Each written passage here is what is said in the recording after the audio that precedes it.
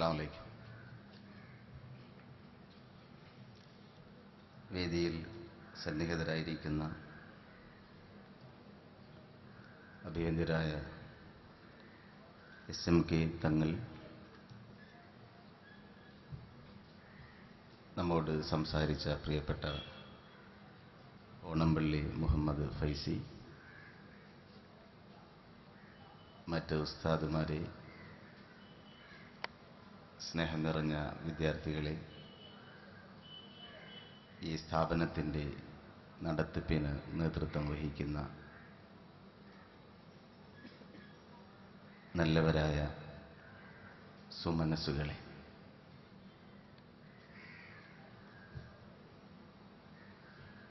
ഈ സ്ഥാപനത്തിൻ്റെ 10ാമത് വാർഷികമാണ് ഇവിടെ നടക്കുന്നത്. ഇവിടെ നിങ്ങളോട് പറയേണ്ടുന്ന, ഓർമ്മയാക്കേണ്ടുന്ന ഉത്തരവാദിത്തത്തെക്കുറിച്ചുള്ള അവബോധമാണ് എനിക്ക് മുമ്പ് പ്രിയപ്പെട്ട ഓണംപള്ളി സംസാരിച്ചത്.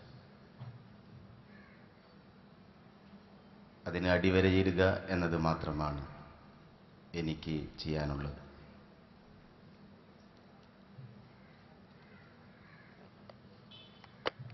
വളരെ വലിയ ഒരു ജീവിത ദൗത്യമാണ്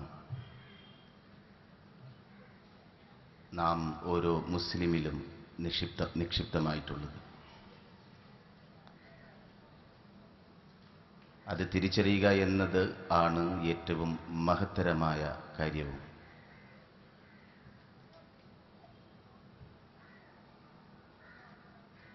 അല്ലാഹു അറ്റവും അവസാനവുമില്ലാത്ത ആത്യന്തികമായ ഒരു ശരിയാണ്. ഓരോ ജീവജാലങ്ങളും അല്ലാഹുവിൻ്റെ സൃഷ്ടിയാണ്. അതിലേറ്റവും ശ്രേഷ്ഠമായ, ഉന്നതമായ സൃഷ്ടിയാണ് മനുഷ്യൻ എന്ന് നാം തിരിച്ചറിയണം. മനുഷ്യൻ്റെ ആത്യന്തികമായ ലക്ഷ്യം എന്നത് സൃഷ്ടാവിനെ മഹത്വപ്പെടുത്തി ഈ ഭൂമിയിൽ ജീവിക്കുക എന്നതാണ്. ഒരു ബിന്ദുവിൽ നിന്നാണ് നാം ആരംഭിക്കുന്നത്. ഒരു ബിന്ദുവിൽ നിന്ന് ആരംഭിച്ച് ആ ബിന്ദുവിലേക്ക് തിരിച്ചെത്തുമ്പോഴാണ് ഒരു വൃത്തം ഉണ്ടാകുന്നത്, ഒരു വൃത്തം പൂർത്തീകരിക്കപ്പെടുക. നാം ഓരോ മനുഷ്യനും ഒരു ബിന്ദുവിൽ നിന്ന് തുടങ്ങിയവരാണ്. ആ ബിന്ദുവിലേക്ക് തിരിച്ചെത്തി നമ്മുടെ ജീവിത വൃത്തം പൂർത്തീകരിക്കാൻ ബാധ്യത ഉള്ളവരാണ്. ആ ദൗത്യം എന്തായിരിക്കണം എന്നതാണ് വലിയ കാര്യം. മനുഷ്യ സമൂഹത്തെ സംസ്കരിക്കാൻ, അവനെ ഏറ്റവും ഉന്നതനാക്കാൻ, അവനെ റബ്ബിൻ്റെ ഭൂമിയിലെ പ്രതിനിധിയായി അവരോധിക്കുകയാണ് അള്ളാഹു ചെയ്തത്. അതിനാണ് പരിശുദ്ധ ദീനുൽ ഇസ്ലാം അവതീർണമായത്. ആ സന്ദേശവുമായി വന്ന അവസാനത്തെ പ്രവാചകനാണ് മുഹമ്മദ് നബി സല്ലല്ലാഹു അലൈഹി വസല്ലം. ലോകത്തിലെ എല്ലാ സമൂഹങ്ങൾക്കും മാതൃകയാണ് അള്ളാഹുവിൻ്റെ പ്രവാചകൻ. അള്ളാഹുവിൻ്റെ പ്രവാചകന്റെ സമൂഹമായ മുസ്ലിങ്ങളാകട്ടെ, ലോകത്തിലെ എല്ലാ മനുഷ്യ സമൂഹങ്ങൾക്കും നേർവഴി കാണിക്കുന്നതിന് എല്ലാ കാലത്തും നിലകൊള്ളാൻ ബാധ്യതയുള്ളവരാണ്. എല്ലാ മനുഷ്യ സമൂഹത്തിലും ഏറ്റവും ഉദാത്തമായ, ശ്രേഷ്ഠമായ സമൂഹമായിരിക്കണം മുസ്ലിം സമൂഹമെന്ന് വിശുദ്ധ ഖുർആൻ തന്നെ വിഭാവനം ചെയ്യുന്നു. ഖൈറ ഉമ്മ എന്ന വിശേഷണം അങ്ങനെയാണ് മുസ്ലിം സമൂഹത്തിന് വന്നു ചേരുന്നത്. പലപ്പോഴും ഒരു സമൂഹം എന്ന നിലയിൽ അതിജീവനത്തിന്റെ മേഖലകൾ താണ്ടുമ്പോൾ പിന്നോക്കം പോകേണ്ടി വന്നിട്ടുണ്ട്. ഖുർആൻ വിഭാവനം ചെയ്യുന്ന അല്ലാഹുവിന്റെ റസൂൽ വിഭാവനം ചെയ്ത യഥാർത്ഥ മുസ്ലിം ഉമ്മത്തായി നിലനിൽക്കുന്നിടത്ത് പലപ്പോഴും പാകപ്പിഴവുകൾ സംഭവിച്ചിട്ടുണ്ട്.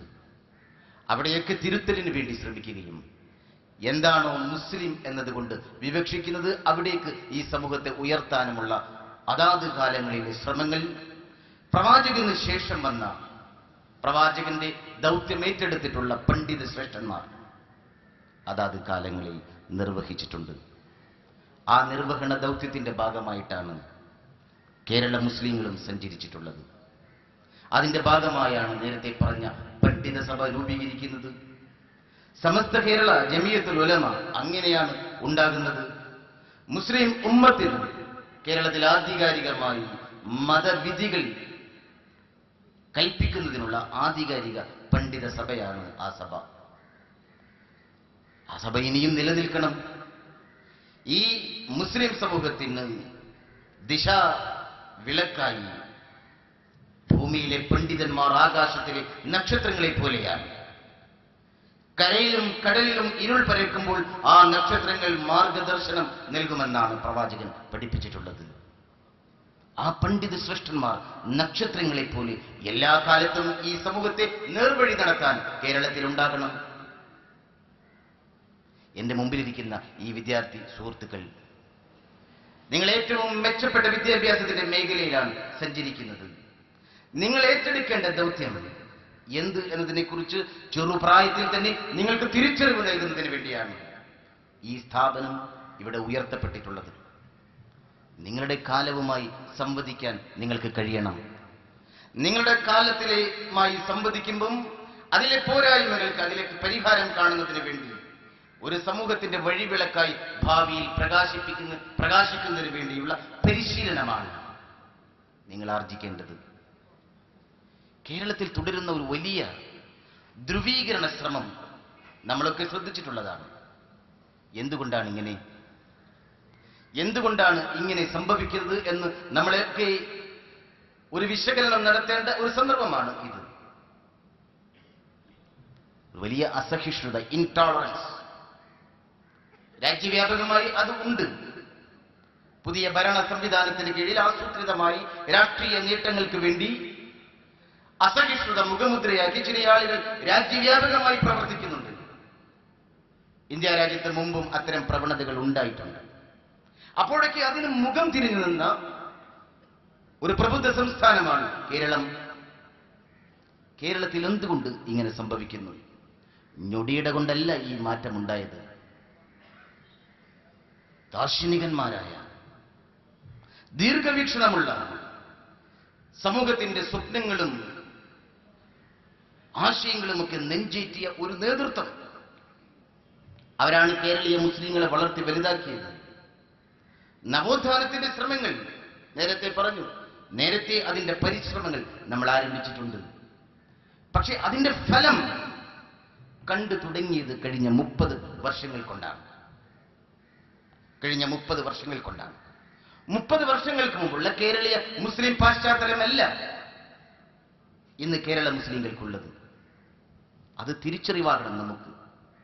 ഇതിനെയാണ് അസഹിഷ്ണുത പ്രചരിപ്പിക്കാൻ ചില ആളുകൾ ബോധപൂർവമായി ഉപയോഗപ്പെടുത്തുന്നത്. 30 വർഷം കൊണ്ടുണ്ടായ മാറ്റം വളരെ വലുതാണ്. ദാറുൽ ഹുദയുടെ ഒരു സ്ഥാപനമാണ് ഇവിടെ പ്രവർത്തിക്കുന്നത്. അക്ഷര വിരോധിയുടെ ഒന്നാണ്. അത് അവരുടെ സാമൂഹികമായ ഒരു ലക്ഷ്യമാണ്.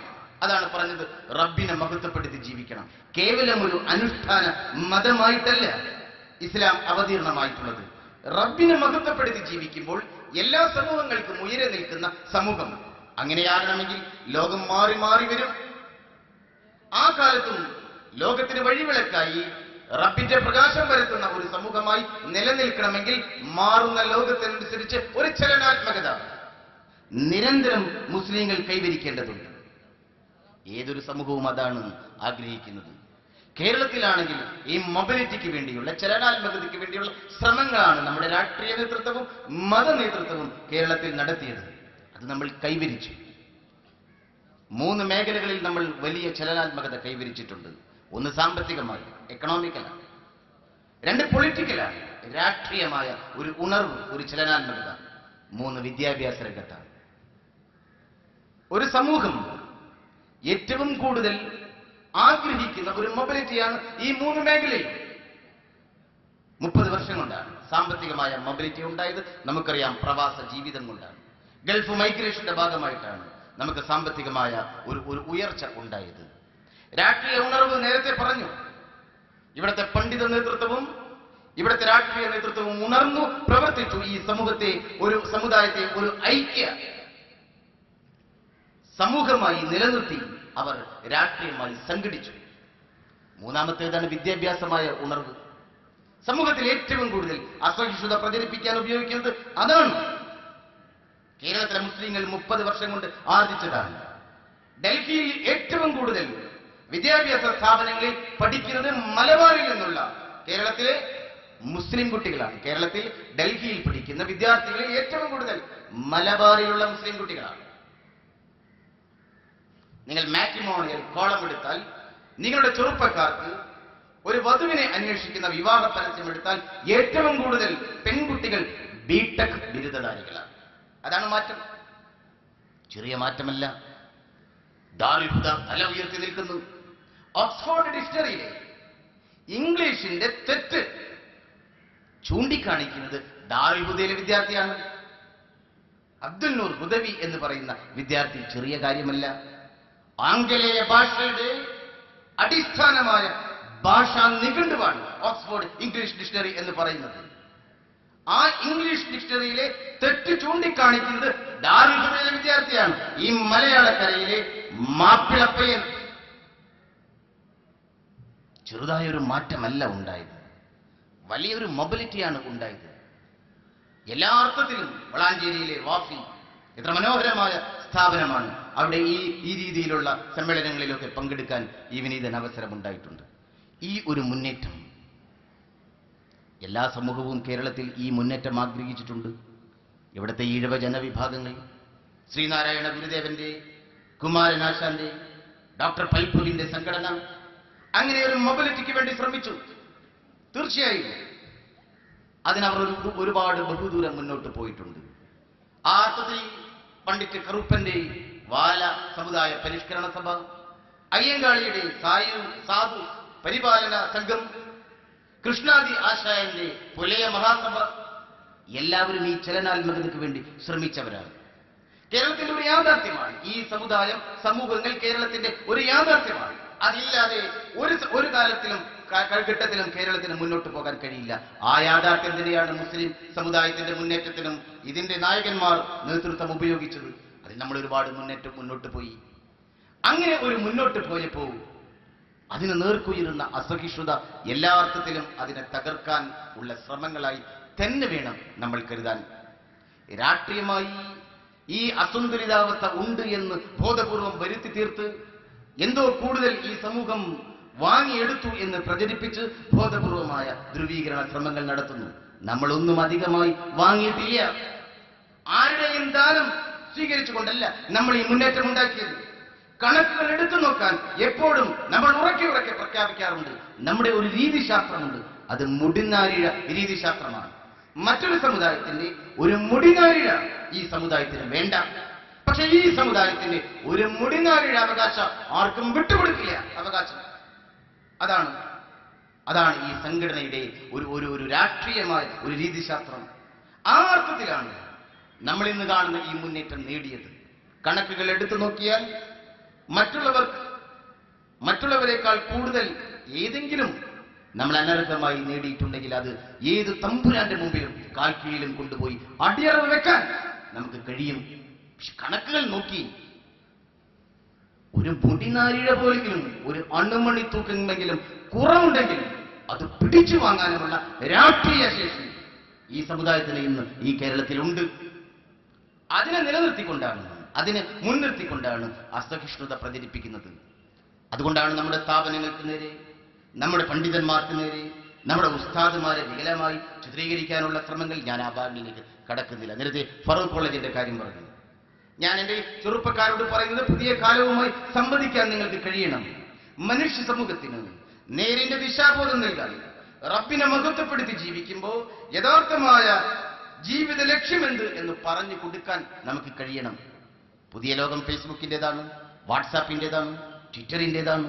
ആശയവിനിമയ രംഗത്ത്, കമ്മ്യൂണിക്കേഷൻ രംഗത്ത് നൂതനമായ വിപ്ലവകരമായ മുന്നേറ്റം നടക്കുന്ന കാലത്ത് അവിടെ യഥാർത്ഥമായി മനുഷ്യ മനസ്സിനെ നിലനിർത്തുന്നതിന് വേണ്ടി ശ്രമങ്ങൾ നടത്തേണ്ടത് വേണ്ടത്ര വിദ്യാർത്ഥി എന്ന തലത്തിൽ ഇസ്ലാമിക വിദ്യാർത്ഥി സമൂഹത്തിന് വലിയ ബാധ്യതയുണ്ട്. എല്ലാവരും ഫ്രാൻസ് ആണ് നോക്കുക, എല്ലാവരും പാരീസ് ആണ് നോക്കുക, എല്ലാവരും ലിബറൽ സമൂഹത്തെക്കുറിച്ചുള്ള വാദമാണ്. അതുകൊണ്ടാണ് ചുംബന സമരം, അതുകൊണ്ടാണ് ആൺകുട്ടിയും പെൺകുട്ടിയും ഒരു ബെഞ്ചിലിരുന്ന് പഠിക്കണമെന്ന് ഫറൂഖ് കോളേജിൽ മാത്രം പറയുന്നത്. ഫ്രാൻസ്, പാരീസ് ഒരു സ്വതന്ത്രമായ സമൂഹമാണ്. പാരീസിലെ തെരുവുകളിൽ ഇഷ്ടം പോലെ നടക്കാം, സംഗീത ഉപകരണങ്ങൾ ഇഷ്ടം പോലെ ഉപയോഗിക്കാം, ആർക്കും വാദ്യഘോഷം മുഴക്കാം. തെരുവുകളിൽ കസേര വലിച്ചിട്ടിരുന്ന് മയക്കുമരുന്നിനും ചുരുട്ടിനും അടിമപ്പെട്ട് കഴിയുന്ന സമൂഹം. ചിലപ്പോൾ വെറുതെ ഒരു പുരുഷൻ നടന്നു പോകുമ്പോഴായിരിക്കും എതിരെ ഒരു സ്ത്രീ വന്ന് ചുംബിക്കുന്നത്. ആർക്കും ചുംബനത്തിന്റെ അനുരാഗത്തിന്റെ തീവ്രതയിൽ പാരീസ് അത്ര സ്വതന്ത്രമാണ്. ആ സ്വാതന്ത്ര്യം ഈ കേരളത്തിലേക്കും കൊണ്ടുവരണമെന്നാണ് ന്യൂ ജെൻ എന്ന് പറയപ്പെടുന്ന കുറെ ആളുകൾ, പുതിയ തലമുറ ഇവിടെ അവകാശപ്പെടുന്നത്. ആ സ്വാതന്ത്ര്യം എന്ന് പറയുന്നത് പാരീസിലെ സ്വാതന്ത്ര്യം ഒരു അപരിഷ്കൃതമായ സ്വാതന്ത്ര്യമാണെന്ന് എന്നാണ് നമ്മൾ വിശ്വസിക്കുന്നത്. മനുഷ്യനെ തീർത്തും അരാജകത്വത്തിലേക്ക് നയിക്കുന്ന ഒന്നാണ് അവിടുത്തെ സാമൂഹിക സംവിധാനം എന്നാണ് നമ്മൾ വിശ്വസിക്കുന്നത്. പാരീസിൽ അങ്ങനെയാകട്ടെ. പക്ഷെ കേരളത്തിന് ഒരു സംസ്കാരമുണ്ട്, ഒരു പാരമ്പര്യമുണ്ട്. അതിനെ തകർക്കണോ വേണ്ടിയോ എന്നതാണ് ചോദ്യം. ഫറൂഖ് കോളേജിൽ ആണും പെണ്ണും ഒരു ബെഞ്ചിലിരുന്ന് പഠിക്കണം. കേരളത്തിൽ ഒരുപാട് കോളേജുകളുണ്ട്. ഫറൂഖ് കോളേജ് മാത്രമല്ല, മാർ അത്തനേഷ്യസ്, മാർ ഇവാനിയസ്, മഹാരാജാസ് കോളേജ്, തലശ്ശേരി ബ്രണ്ണൻ കോളേജ്, എത്രയെത്ര കോളേജുകൾ. അവിടെയൊന്നും ആണും പെണ്ണും ഒരു ബെഞ്ചിലിരുന്ന് പഠിക്കണമെന്ന് അവകാശമില്ല. കേരളത്തിൽ എത്ര സർക്കാർ കോളേജുകളുണ്ട്, അവിടെയൊന്നും ആണും പെണ്ണും ഒരു ബെഞ്ചിലിരുന്ന് പഠിക്കണമെന്ന മുദ്രാവാക്യം ഉയരുന്നില്ല. ഫറൂഖ് കോളേജിൽ മാത്രം ഉയരുമ്പോ ഫറൂഖ് കോളേജ് എന്ന് പറയുന്നത് ഒരു ന്യൂനപക്ഷ സ്ഥാപനമാണ്. ഇന്ത്യയുടെ ഭരണഘടന ആർട്ടിക്കിൾ 30(1) അനുസരിച്ച് മൗലിക അവകാശ തത്വമാണ് ന്യൂനപക്ഷങ്ങൾക്ക് അവരുടെ ഇഷ്ടത്തിനനുസരിച്ച് വിദ്യാഭ്യാസ സ്ഥാപനങ്ങൾ നടത്തുക എന്ന് പറയുന്നത് മൗലിക അവകാശമാണ്. തൊട്ടടുത്ത് തന്നെ ന്യൂനപക്ഷങ്ങളുടെ മൗലിക അവകാശം അവരുടെ സാംസ്കാരികമായ പരിരക്ഷയാണ്. മുസ്ലിം സംസ്കാരത്തിൽ ഒരിടത്തും ആണും പെണ്ണും ഒരു ബെഞ്ചിലിരുന്ന് പഠിക്കുക എന്നത് വരുന്നില്ല. ഭരണഘടന നൽകുന്ന മൗലിക അവകാശമാണ്. ആ അവകാശത്തിന്റെ അടിസ്ഥാനത്തിൽ പ്രവർത്തിക്കുന്ന ഫറൂഖ് കോളേജിൽ മാത്രം ഇത് വേണമെന്ന് പറയുമ്പോൾ, അതിന് ചില മാധ്യമങ്ങളും കൂട്ടുനിൽക്കുമ്പോൾ, അതിന് വലിയ സോഷ്യൽ മീഡിയയിൽ പ്രചാരം നൽകുമ്പോൾ, അതിന് ന്യൂ ജെൻ എന്ന പേരിൽ കെട്ടിയെഴുന്നള്ളിക്കപ്പെടുമ്പോ അതിനെക്കുറിച്ച് നാം തിരിച്ചറിവുണ്ടാകണം. അതാണ് നേരത്തെ പറഞ്ഞത്. ഒരു അസഹിഷ്ണുത ബോധപൂർവം നമ്മൾ ഉണ്ടാക്കിയ മൊബിലിറ്റി, ഈ ചലനാത്മകതയെ തകർക്കുന്നതിന് വേണ്ടി ബോധപൂർവം പ്രചരിപ്പിക്കുന്നുണ്ട്. അതിനെക്കുറിച്ച് നാം യഥാർത്ഥത്തിൽ ഉണർന്നിരിക്കേണ്ടതുണ്ട്. ഫറൂഖ് കോളേജ് സംഭവം അങ്ങനെയാണ്. ലോകത്ത് പല രീതിയിലും പാരീസിൽ നടക്കുന്ന, തെരുവിൽ നടക്കുന്ന എല്ലാം നാളെ കോഴിക്കോട് അങ്ങാടിയിൽ മിഠായി തെരുവിൽ നടക്കണമെന്ന് വാദിക്കാൻ പറ്റുമോ? കഴിയില്ല. അങ്ങനെ ആ ആരോപണം, ആ ഒരു വിവാദം ഉണ്ടായപ്പോഴാണ് ബഹുമാനരായ സമസ്തയുടെ പണ്ഡിതന്മാർ ഫറൂഖ് കോളേജിനെ പിന്തുണച്ചുകൊണ്ട് ഒരു പ്രസ്താവന ഇറക്കിയത്. ആ പ്രസ്താവന വന്നപ്പോഴാണ് ഒരു മുസ്ലിം മാധ്യമ പ്രവർത്തക, അതാണ് എന്റെ പോയിന്റ്, മാധ്യമ പ്രവർത്തക, മദ്രസ അധ്യാപകരെ ഏറ്റവും ഹീനമായ ഭാഷയിൽ ഫേസ്ബുക്കിൽ ഏറ്റവും ഹീനമായ ഭാഷ ഉപയോഗിച്ചുകൊണ്ട് അവരെ മോശക്കാരാക്കിക്കൊണ്ട് ചിത്രീകരിച്ച് ഫേസ്ബുക്കിൽ പോസ്റ്റ് ഇട്ടത്. അതാണ് പുതിയ കാലം. ഇവിടെയാണ് ഒരു മുസ്ലിം പെൺകുട്ടിയാണ് അതിട്ടത്. 30 വർഷം മുമ്പ് നടന്നു എന്ന് പറയുന്ന ഒരു ദുരനുഭവം അങ്ങനെയുണ്ടോ ഇല്ലയോ? എല്ലാ സമൂഹത്തിലും അതിൻ്റെതായ പിഴവുകൾ സംഭവിച്ചിട്ടുണ്ട്. പക്ഷെ അത് 30 വർഷം മുമ്പാണ് ആ പെൺകുട്ടിയുടെ അനുഭവം. 30 വർഷം മുമ്പ് എന്ന് പറയുന്നത് ഞാൻ നേരത്തെ സൂചിപ്പിച്ച 30 വർഷങ്ങളുണ്ടായൊരു മാറ്റമുണ്ട്. 30 വർഷം മുമ്പ് കേരളത്തിലെ നാടകങ്ങളിൽ, കേരളത്തിലെ സാഹിത്യ ഗ്രന്ഥങ്ങളിൽ, കേരളത്തിലെ നോവലുകളിൽ മുസ്ലിം മാപ്പിളയെ ചിത്രീകരിച്ചിരുന്നത് മുട്ടിനുമീതെ മുണ്ടെടുത്ത് അരയിൽ ബെൽറ്റിട്ട് മൊട്ടയടിച്ച് താടി നീട്ടിയ ഒരു ഭീകരജീവിയെയാണ്, അല്ലേ? ചെറുപ്പകാലങ്ങളിലേക്ക് നാടകം കാണുമ്പോൾ അരയിൽ ഒരു മലപ്പുറം കത്തി തിരുകിയിട്ടുള്ള മുസ്ലിം മാപ്പിള. അവിടെ നിന്നാണ് 30 വർഷം കൊണ്ട് ഓക്സ്ഫോർഡ് ഡിക്ഷണറി തിരുത്തുന്ന ഒരു മുസ്ലിം മാപ്പിള പയ്യനെ നമ്മൾ ഉണ്ടാക്കിയെടുക്കുന്നത്. ആ ചലനാത്മകത, ആ മാറ്റം വളരെ വലുതാണ്.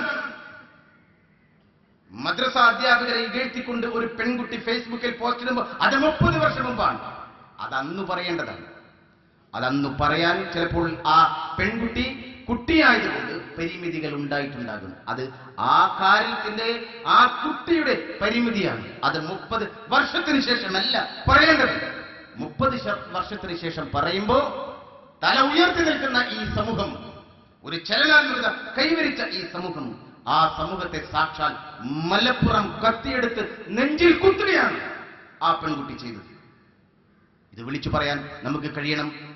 ഇതിനെ പ്രതിരോധിക്കാൻ നമുക്ക് കഴിയണം. കഴിഞ്ഞിട്ടുണ്ട്.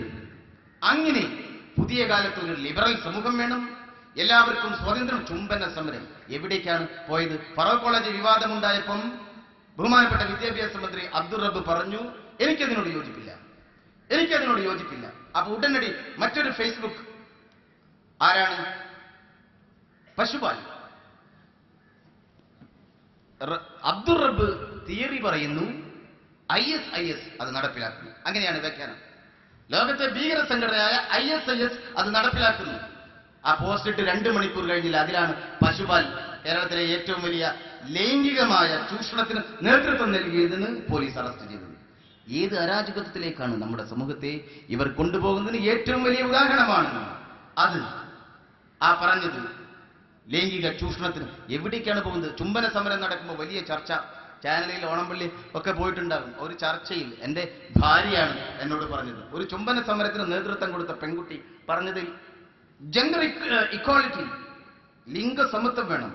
ഇവിടെ ആണുങ്ങൾക്കൊക്കെ റോട്ടിൽ നിന്ന് പരസ്യമായി മൂത്രമൊഴിക്കാം, പെണ്ണുങ്ങൾക്ക് അതിന് കഴിയുന്നില്ല, അതിനുള്ള അവകാശം വേണം. എത്ര വികൃതമായ വാദഗതിയാണ് ഈ പറയുന്നത്. എത്ര രസകരമായ ആചാരങ്ങൾ അങ്ങനെ അതിനെ വിളിക്കാൻ പറ്റും. ഇതാണ് വാദം. അപ്പൊ ഞാൻ പറഞ്ഞു വരുന്നത്, ലോകം മാറിയിട്ടുണ്ട്, പുരോഗമിച്ചിട്ടുണ്ട്. ആ മാറ്റങ്ങൾക്കനുസരിച്ച് പുതിയ പുതിയ മേഖലകൾ തുറന്നു വന്നിട്ടുണ്ട്. പക്ഷേ ലോകം മാറുന്നതിനനുസരിച്ച് ഇസ്ലാമിക വിശ്വാസത്തിന്റെ പ്രഭാപൂരം പരത്തി മനുഷ്യ സമൂഹത്തിന് വഴി നടത്തുക എന്നത് നമ്മുടെ ദൗത്യമാണ്. അവിടെ യഥാർത്ഥ വിശ്വാസത്തെ, എല്ലാ ആധുനികതയെയും നിങ്ങൾ സ്വീകരിക്കുക. അള്ളാഹു വിലക്കിയതിനെ പൂർണ്ണമായും വിലക്കുക, അനുവദിച്ചതിനെ പൂർണ്ണമായും ഉൾക്കൊള്ളുക. ഏറ്റവും സമ്പന്നമായ ഒരു ശ്രേഷ്ഠമായ സമൂഹത്തെ നിലനിർത്തി ലോക സമൂഹത്തിന് വഴി നടത്താൻ നമുക്ക് കഴിയണം.